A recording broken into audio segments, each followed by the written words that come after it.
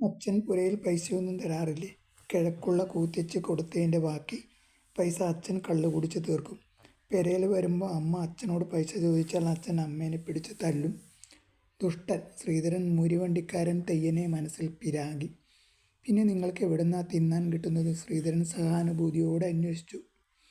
അമ്മ ചൂടി പിരിക്കും. പിന്നെ ഞങ്ങൾക്കൊരാടുണ്ട്. അതിനെ കറന്ന് പാല് ചായപ്പിടികയിൽ കൊണ്ടുപോയി വിൽക്കും.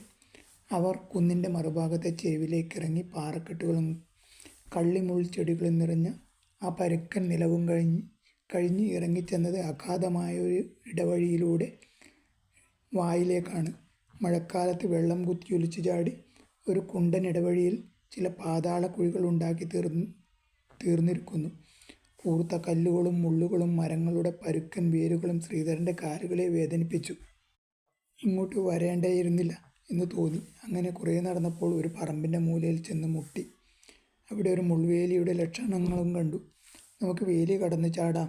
ഇതാണ് ഞങ്ങളുടെ പറമ്പ്. അപ്പോൾ ഒരു പറങ്കിമാവിൻ്റെ കടയ്ക്കൽ നിന്നുകൊണ്ട് ചൂണ്ടിക്കാട്ടി.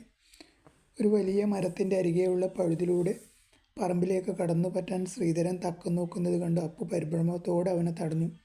"ശ്രീധരാ, അമ്മരം തൊടല്ലേ." "എന്താ തൊട്ടാൽ?" ശ്രീധരൻ ചോദിച്ചു. "അത് ചേരുമരമാണ്. തൊട്ടാൽ മേലാകെ വീങ്ങും." ശ്രീധരൻ ആ വൃക്ഷത്തെ പകയോടെ ഒന്ന് നോക്കി. അറിയാണ്ട് തൊട്ട് മേല് വീങ്ങിയാൽ എന്തു ചെയ്യും? ശ്രീധരൻ്റെ ചോദ്യം. "അതിനൊരു മറുമരുന്നുണ്ട്. താന്നിമരം. ചേര് തൊട്ട് വീങ്ങിയാൽ താന്നിമരം പോയി തൊട്ടാൽ മതി. വീക്കം മാറും." അപ്പു ഗൗരവത്തോടെ പറഞ്ഞു കൊടുത്തു.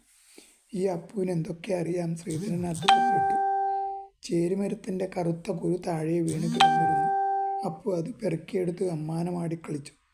"ചേർക്കുരു തൊട്ടാൽ വിഷമില്ലേ?" ശ്രീധരൻ ചോദിച്ചു. "ഇല്ലെന്ന്." അപ്പു തലയാട്ടി കാണിച്ചു.